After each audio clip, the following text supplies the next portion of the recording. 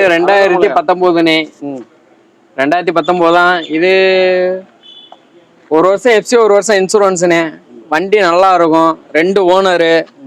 இது மிக மிக அதான நான் மார்க்கெட் ரேட்டை விட கம்மியாவே கொடுப்பான். ரொம்ப கம்மியாவா? ஆமா. அப்படியா? இந்த வண்டி ஃபைனலா 4 லட்சம் ரூபாய்க்கு கொடுத்துடலாம். 4 லட்சம்? 4 லட்சம் கொடுத்துடலாம். 3,80,000 அந்த வண்டிக்கு லோன் பண்ணி கொடுக்கலாம்.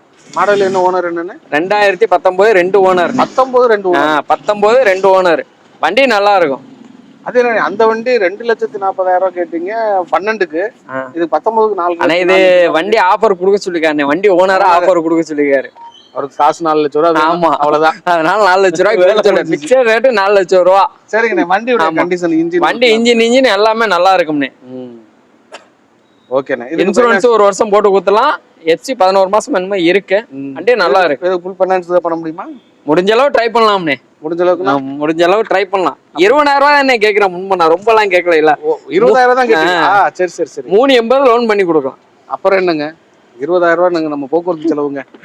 ஒரு பைக்கு நீங்க இது எடுக்க பண்ணீங்கன்னா ஒரு 20,000 ரூபாய் கட்டணும் முன்பலாம். அந்த பணம் தான் கேக்குறாங்க. 30,000 40,000 கேக்குறாங்க. நீங்க 20,000 இல்லன்னு